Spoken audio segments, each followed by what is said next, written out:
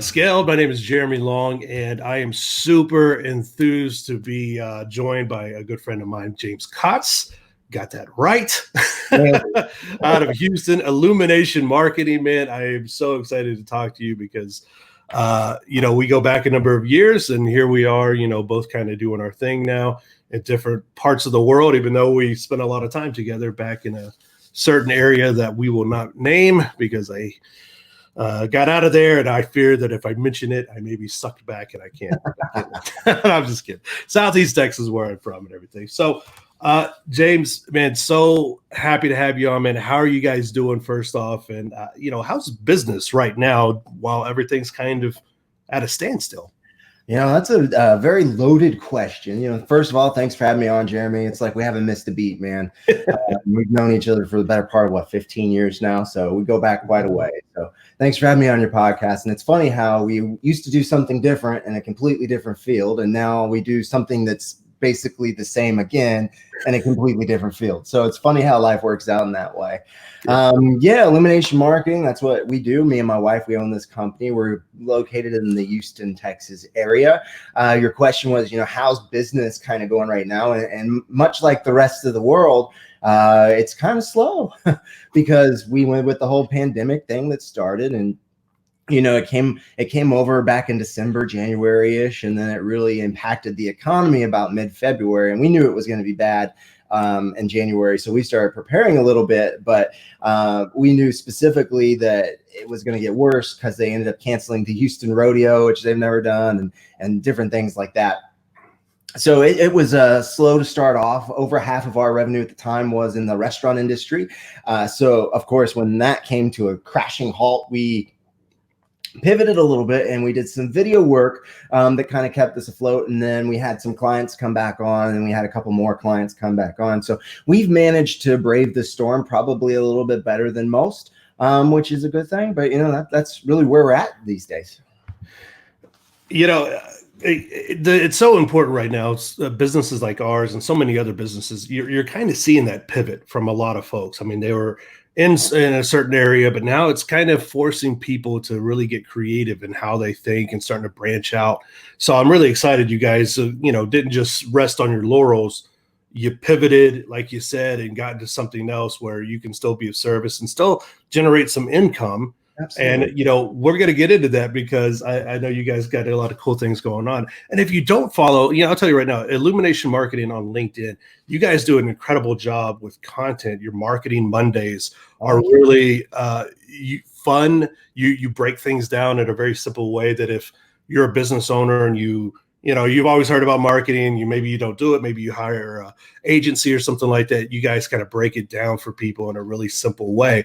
And it's very, very unique, the content you guys are putting out, which is very commendable, man. But let's kind of go back to the beginning, man. How did Illumination Marketing come to be, and when did you first start getting this idea and start putting everything together? Oh man. So to start there, the company is about 2 years old, but to start there, we actually have to go back about 15 years. To the very start of it. So when I first got started in my professional life, I was actually 17 years old, and I started off in the entertainment industry, which, is how we met, Jeremy. And specifically, I was a professional wrestler for 8 years. And because of that, it taught me a lot about the showmanship and the pageantry and the marketing, the event marketing to get people to the show, the personal marketing to get people to follow you on social media. And of course, when we're talking about it, when we were doing the wrestling thing, it was back in 2004, 2005. So you're looking at Facebook just coming on. You're looking at MySpace where you could custom code your own background, all that fun stuff. So it taught me a lot about personal branding and personal marketing from a very young age. From there, I also wrestled my way through college, in that I graduated college with a degree in radio and television, which also brought me into that whole medium of traditional marketing and traditional media. When I graduated, I moved from college over to Houston. I got a job at a advertising agency here in town, where I became a media buyer for Fortune 500 companies. Some of my clients included SodaStream, Arby's, Sleep Number, AT&T, FanDuel, We relaunched Zest in Canada. So we had a lot of big, different types of companies, Fortune 500 companies that I was working with. From there, we lost AT&T, which accounted for about 80% of the business. And so they had to lay off 66% of the company, and I was part of that 66%. Within about a month, I got a job at the newspaper here at the Houston Chronicle. And then and I was doing all the automotive advertising. So I would place all the ads in the newspaper. I would talk to the car dealers on a weekly basis, the marketing people, all that. Well, about 6 months later, they laid off half of the company because that's how I figured out the newspaper was dying, because I was again in that half of the company. So got laid off. And about 2 months later, I got a job at a marketing agency that was focused in the automotive vertical, kind of building on my past experiences. And from there, I got promoted into management within 2 years. And I took my section of the company from losing $400,000 to making just under $2 million in about 2 years. And we completely revolutionized what we were doing. And of course, it wasn't just me, but I was a very heavy influencing factor on that. We actually took my team from a group of 4 people to a group of 10 people by the time I left, who each had about 10 people under them. So the span of control is about 100 people.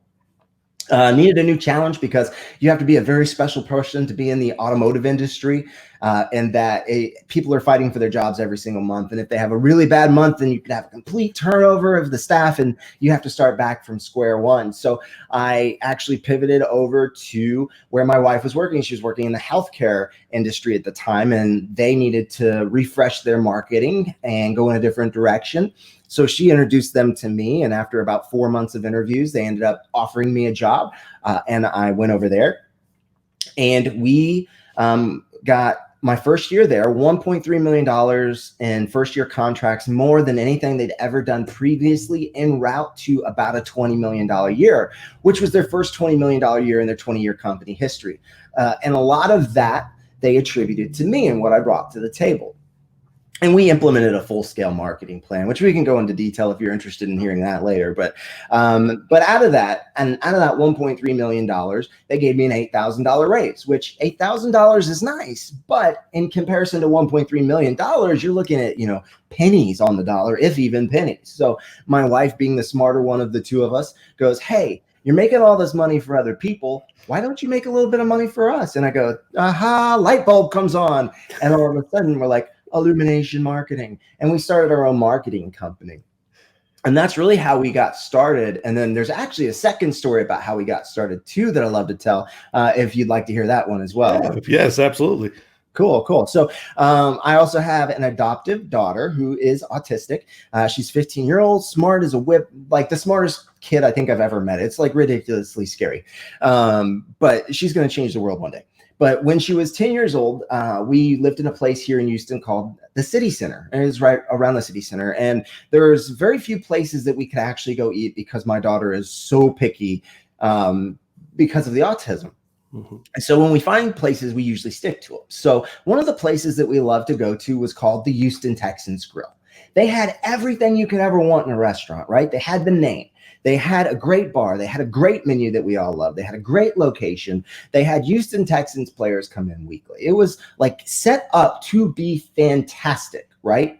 Well, one day we go up there to eat, and there's just a sign on the door, and it says, "Thank you for the last 5 years. We're closing our doors and we're going out of business." And my daughter, being autistic and 10 years old, doesn't quite understand. She's like, "I want to go eat. Why can't we go in? Why can't we eat?" And this is the first time where we really had to tell her about how the economy works and saying, hey, although we liked it, they weren't making enough money to sustain their business. It turns out that the only thing that company was missing, marketing.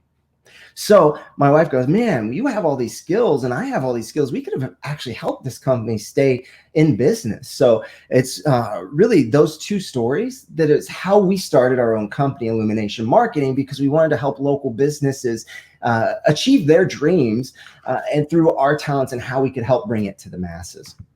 And everything in our life really prepared us for this. And then I have another story. Man, I could go split time all day long if you're interested. Go ahead. This is how life always comes back around. And this is why I find life so interesting and so fun. So the very first client we signed on was in March of 2018. And they were a local client called Ambriza Social Mexican Kitchen. great food, great margaritas, everything. Been in business about a year and a half, 2 years. They're doing okay, but we drove by it all the time. And my wife had just had skin cancer removed from the back of her leg. So she's in a wheelchair. And we decided to just stop in one day because we'd been wanting to try it. So we stop in one day and the owners were coming from a marketing meeting and they had frowns on their faces, and marketing should be fun, man. Like, it's the creative part of your job. You should never leave a marketing meeting with a frown on your face. And if you are, you're with the wrong marketing company. So we overheard them talking, and, you know, they're very friendly owners of the restaurant. So they came over, said hello to us. My wife can bring in anybody, just that's who she is. That's her gift in life, you know? So they start talking to us, and we went into our pitch, and they said, okay, we'll sign on with you. So they signed on with us. And in that first month, after that first month, they saw an increase in revenue of 23.3%, which is a pretty significant chunk of change, right? So fast forward, they've been with us since we started our company. They were our very first clients. And they did so well, they actually opened a second restaurant in a place called Town Lake here in Cypress, which is right outside of Houston by about 20 minutes. So this is how everything comes back around. So they were good friends with the people who own City Center, and they were talking to them when they were about to open up their second restaurant. And they go, hey, we have all of this equipment that's just been sitting here for 5 years.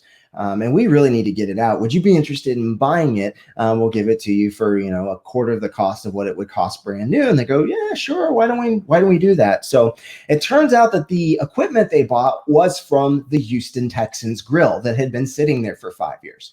So fast forward to last year, they brought in the equipment so our very first client that got us in business brought in the equipment of the restaurant that went out of business, that made us want to start our own business and put it in their new restaurant. So how everything comes full circle. It's just so weird. Wow, man. That is, what's the word? Fortuitous? I don't know. Whatever it is out there, fate, destiny lining things up, man. You can't write a better script than that. You know, so you threw a lot of things in there. So let's unpack all that.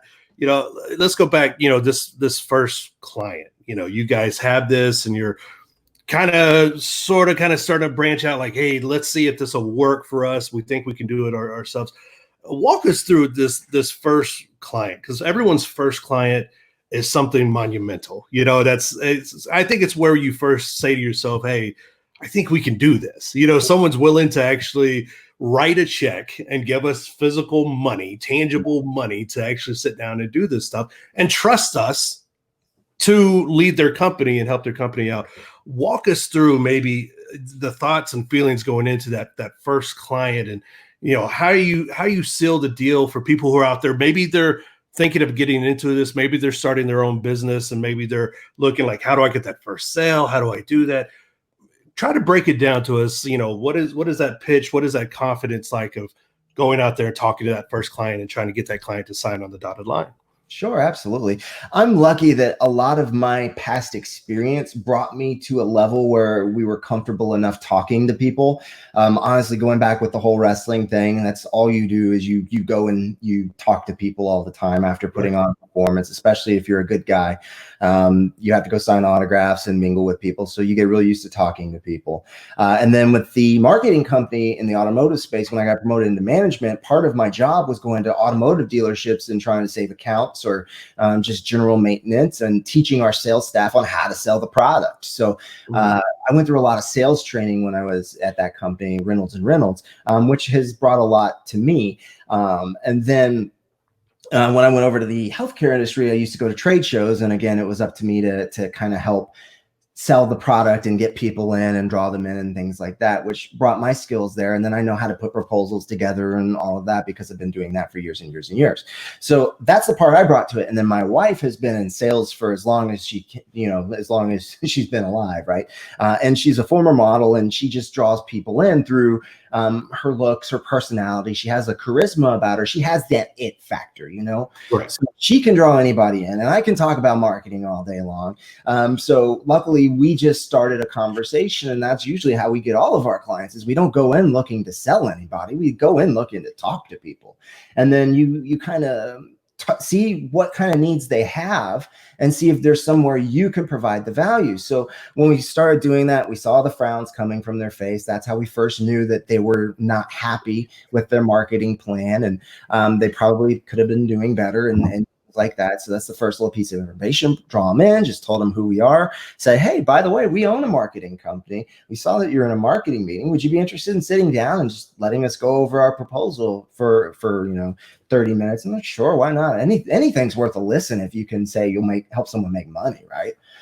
So we came in and we gave them our proposal, and I developed something when I was at Reynolds, which I like to call my life's work put into one page, which is a one-page sheet of my theory on marketing, which is just a process. So you define your product, you go host your information about the product somewhere, you go create content about that product, you go distribute the information that you created, then you follow up on it, and then you analyze what worked. And then it's just a cycle and it starts over. Obviously, it's a little more complex than that, but that's the gist, right? Yeah. So you run them through that whole process, say, this is where we can help you. Are you interested in doing it? And then we wrote them a proposal. We put in stupid amount of discounts just to really try and get it started. And it was a ridiculously complicated contract. They signed on with us for a year. We took, I think, 25% of it in trade at the very beginning. And we started the company when I still had my marketing executive job in the healthcare industry. So we had something to fall back on. Right. In case it didn't work, but we were about at the point where we were going to go all in anyway. So, we did that. We talked to them. They said, okay, let's see what you do. And then that first month we put everything together. We did what we said we were going to do. We didn't overpromise. We actually underpromised and we over-delivered. We put on a couple of foodie events. And then we got so well that we just kept adding on with this client over the years. We became their PR agency. We helped them open their second restaurant. We've helped them get on TV. We're, helping them with a couple of more projects that they're looking forward to. So it really just builds on each other. But it just comes with the confidence that you have a skill that can help somebody do something, whether it's find a peace of mind, or it's help somebody to make money, or help someone to be less stressed, or whatever it is. You have a skill that brings value to people. And as long as you have confidence in that skill, you'll end up finding people who want the help to get wherever they want to go. And it's just framing it correctly to let them know that you're there to help them. And the way we do it specifically is I'm a numbers oriented guy. So we always talk margins and profits, and, restaurant industry is working on a 10% profit margin if it's lucky. So you have to make, if I give them a contract for $1,000 a month, I have to help them bring in $10,000 a month just to be even. So when you put it in business perspectives, all of a sudden you're speaking the language of the business owner. So all of a sudden they're more likely to talk to you, and that's how you can end up getting a lot of money from a lot of different people. I think you brought up a really interesting point there at the end of meeting people where they need the actual help from. Too many times marketing companies, and I'll pick on our industry because we both work in this. Too many times marketing companies get caught up in things that don't matter to people. That might matter to you and I because, we talk about impressions and we talk about this and talk about things like that. Impressions and Facebook likes and followers and stuff like that don't mean anything to restaurants whose margins are so small. They want to know about what? They want to know how much money you're going to help them make. At the end of the day, that's almost every single company. Mm-hmm. But a lot of times marketing people like to hide behind those things because they're not sure about how much money they can help a company make. Maybe they don't trust their marketing. Maybe they don't trust their methods to do things. What gave you, I guess, can you pinpoint what gave you the confidence to say, you know what, I'm a numbers guy. All that's going to matter to you is how much money that we can bring in for you. And why is that, how is, I guess, that separate successful companies from companies that are just kind of flying by night? Sure. That's been my whole life. I've kind of been programmed to think like that. I had a real good friend who became my tag team partner in wrestling. And before we were tag partners, he kind of helped me come along because, like I said, I started wrestling when I was 17 years old. So from a very young age, he brought it. My very first show, I ended up going out and selling 25 tickets for the crowd. And small indie wrestling shows, especially in Austin, Texas, they don't have big draws, Right. Unless you're the WWE. So I ended up selling like 25 tickets to it out of a crowd who had like, I don't know, 45 people there. So of course I come out and people are just, and then all the other wrestlers hated me from that point forward because they're like, what is he doing that's different? He's just a kid, But it taught me from a very young age that the value you bring is by the money that you make, because ultimately it's a business. So this is what differentiated me from a lot of other wrestlers too, is I go up to the promoters. I'm like, how can I help you make more money this week? And then they're like, oh, interesting. Well, you can help sell tickets. You can help promote it online. You can sell t-shirts. You can sell DVDs. You can do whatever you want. Give us a cut back. And, we're happy with it. And that's how we started drawing it. So you fast forward to the practical business experience more so than the wrestling industry. And you look at the advertising industry, and we tracked ROI from every single one of our campaigns. What we did was live radio endorsements. And specifically had like Pro Flowers and things like that, where every single dollar had to be tracked. And the way that we did that is we put on every website a little icon in the upper right-hand corner that said, put in your code here, and then you can get your discount. So if it was Opie and Anthony, or if it was Nick Cannon, or if it was Carson Daly, or whoever it was talking about the product, you go, hey, go to proflowers.com, go to the upper right-hand corner, click on the microphone and put in Carson, and then it would track all of the sales. So at the end of the campaigns, we would go back and we would figure out exactly how many sales each person made. We divided by how much we paid them, and we'd see our return on the investment. So again, it taught me from a very, young age, because I was 24-ish, 23, 24 when I started that job, to tie dollars back to things, which is how I became such a numbers guy. And then I got started in the marketing industry, and it was all over from there. That's where I figured out my love for it. And that's where I actually figured out what marketing was. Marketing is just, it's simple. It's art meets math meets psychology. And if it's literally just those three things. If you think of it like a Venn diagram, it overlaps, and that part in the middle is where you make money. So that's how we like to do it. And that's why I apply numbers to everything, because at the end of the day, I'm a business owner. They're a business owner. The whole reason we're doing what we're doing is to make money. I like that so much. I wrote that down, man. Art meets math meets psychology. Come on, man. That is, that is a brilliant breakdown of what marketing is. Well, thank you. You're like, of course it is. That's what I just said, right? All right. So you have this interesting dynamic that you are the co-founder with your wife. And a lot of people try, and a lot of people fail at the spousal dynamic of work. You're married, and of course you have your personal lives and everything that goes on in your home, and then you also kind of share an office and clients and things like that. How do you and Angela, your wife, how do you guys balance the work life, the marriage, professionalism dynamic of owning a business together? It's hard. It's really, really hard. Spouses typically bicker even when they don't see each other for every hour of every day. So we have to be extremely careful about when we get to go that way, because there's several days, where we still work 18-hour days. We work really, really hard. But one thing that we have found that helps us is we've created space. So I work in our office, which you can see here. And then she has started working on the other side of the house half the days. And that's just because if we're together too much, like there is something like that's too much of a good thing. So it's just finding that balance. And then more importantly is that this business is secondary to our family. So our marriage is the most important thing next to our daughter, right? So we have to constantly work on it. So it's good affirmations. It's figuring out the love language of your partner. It's going out on dates. It's making sure that you compliment them all the time. Always put them in a good light. Don't ever tear them down in front of people. It's working on your marriage more so than working on your business, because love isn't easy. It's a process, but it's a very rewarding process that at the end of the day, if you do it right, you'll live longer, you'll have more happiness. All the statistics show that if you're married, you make more money, things like that. And it takes work, You live longer. You're damn right about that. Yeah. Make it go to the doctor. Yeah, man, guys, we just tough through things. I'm like, Yeah. I've had this pain shooting down my leg for like 4 years, and they're like, go to the doctor. I'm like, oh, look at that, go to the doctor. It's so interesting to me, because even though my wife and I, we share an office. In fact, her desk is behind me.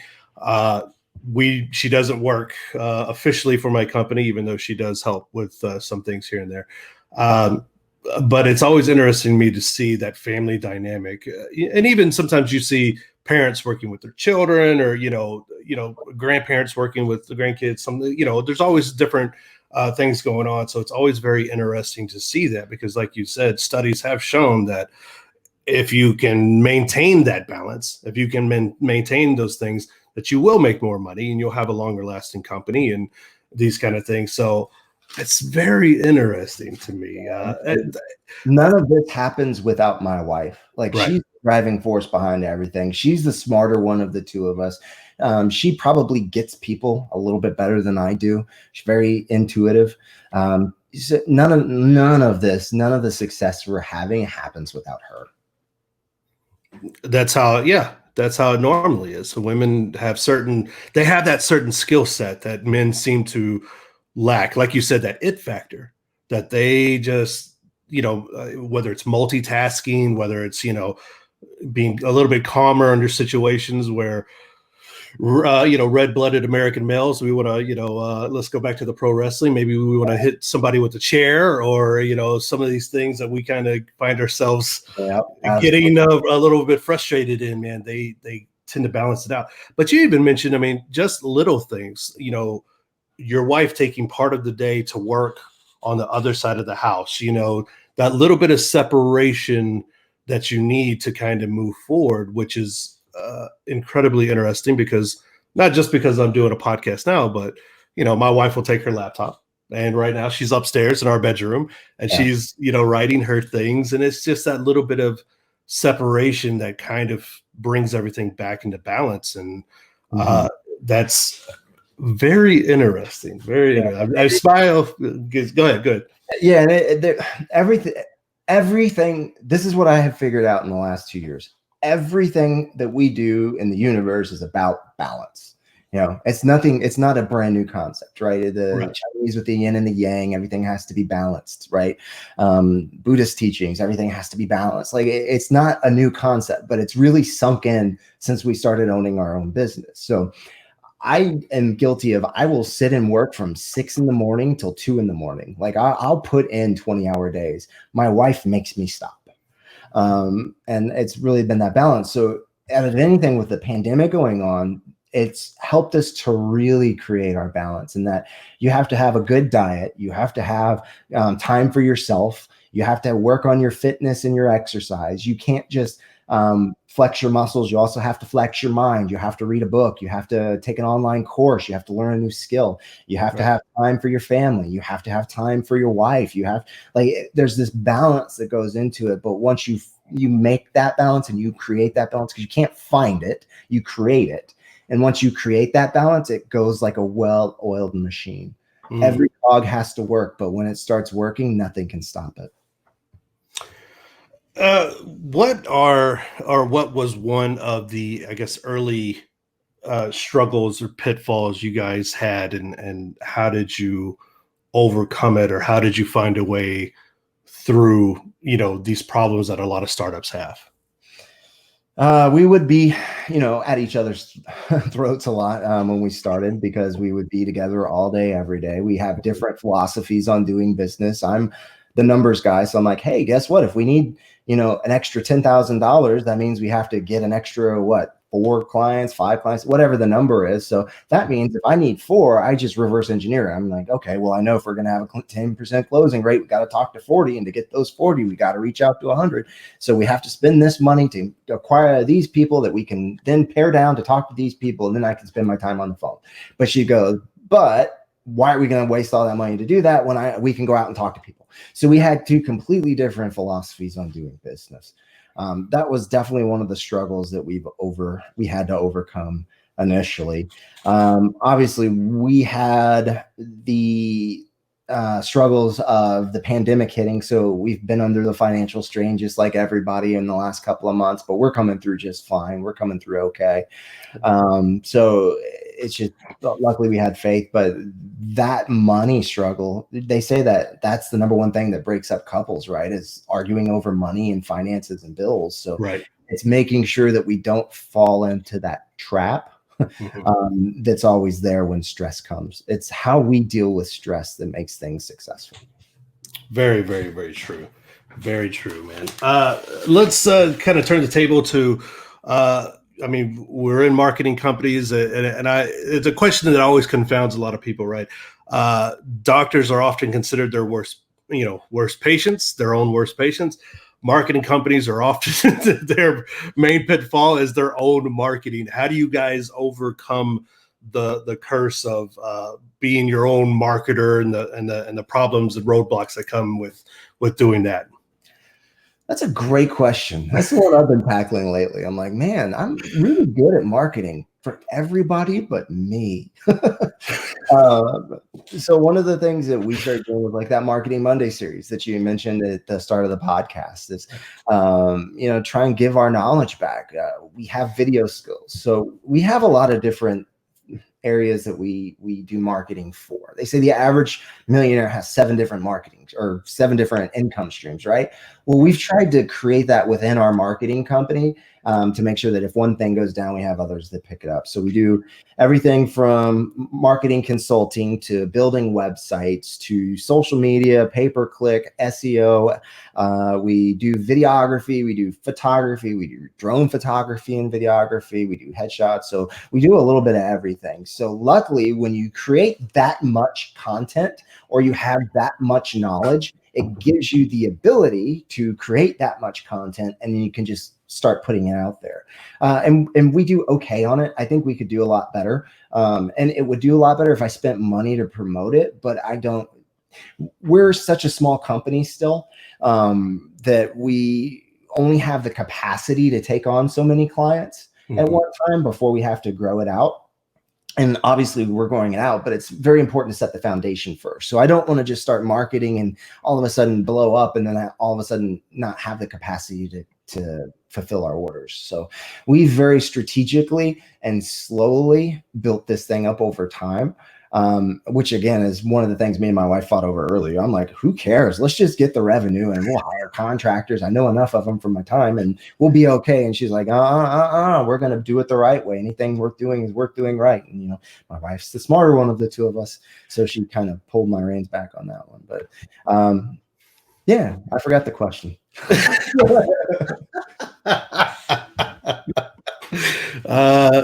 Yeah, good. We're good. Good. Even if you forgot the question, you still BS your way through it. So it's good. It's that old pro wrestling thing, right? Just whether you boo or whether you cheer, it doesn't matter. Worse than being talked about is not being talked about, right? Old wrestling philosophy. There you go, man.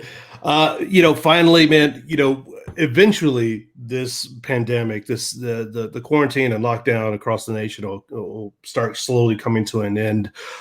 Any tips for companies as they start emerging from this period of being down and everything?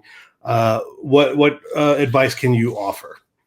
Absolutely. Great question. So Texas is starting to roll their orders back at the end of the month. So that gives us now is the opportunity to start ramping up your marketing efforts because people are going to come storming back. Granted, we have 30% unemployment for the country or whatever, but Texas usually withstands a little bit better than the rest of the country. And that because if Texas was its own country, we'd be the 11th largest economy in the world. So we have a lot of business that goes through, and specifically in Houston, we are a hub for international trade and travel. So we're okay. So that being said, even though there is unemployment, it's not going to be there forever. The stock indexes are starting to come back up. The consumer confidence is starting to come back up, and we haven't had a whole lot of companies declare bankruptcy or anything like that yet. So now is the time that all that money that you just saved, through the pandemic and cutting back on furloughed employees and things like that, you might want to start ramping it back up because people are about to start coming. So there's several ways you can do this from a digital marketing perspective. We are big believers in video. So we've been doing a lot of video projects during this whole pandemic. Either we'd have our clients film it for us and then we'd edit it, or we'd actually go on site and it would be like just me plus one client, and we do tutorial videos, we do branding videos, we do just different types of things, because video is the #1 type of content on the internet right now. Social media algorithms favor it. YouTube, there's more content created for YouTube in a single month than there has been in the history of television. So that tells you how much video content is there. And if there's that much created, that means there's that many people watching it. So you can start doing pre-roll and mid-roll and things like that to really start getting your thing out. So it's figuring out that psychology part of what's going to make people tick. What are they looking for? What value can you as a business provide to the people or the other businesses? And then the art part of making it all work together based on that psychology. So now is the time to start ramping that up. And then the math part is when you pay to promote it, because you can create all the content, but if you don't have distribution channels, there's no point to do the content. So pay to promote it to the right people, and then you should see your business start to grow exponentially. We're at the point where our business is almost grown during the pandemic. We've held steady and we're this close to growing. And we have a couple of potential partnerships working through because we've been doing a lot of Zooms and one-on-ones and things like that could just explode our business in the next month. So that's what we're about to do.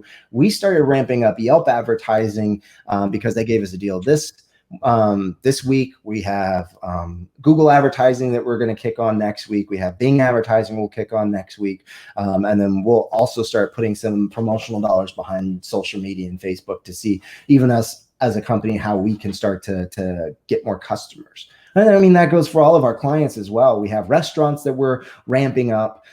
We have a CPA who's just been drowned with all the PPP stuff. So we've actually scaled her down. But we have, a maintenance company that he's about to, you would think, because he does all these commercial things, but what he does is disinfecting for viruses. So like he sprays this chemical solution that's approved by the EPA, and it kills a virus, including COVID, within 5 minutes. So now is the time to start promoting to business owners that he can spray their area down a week in advance, so it would be guaranteed COVID free by the time they reopen next week. So it's really just finding the messaging that's important to help a business owner grow and then scaling it up. And now is the time to do it.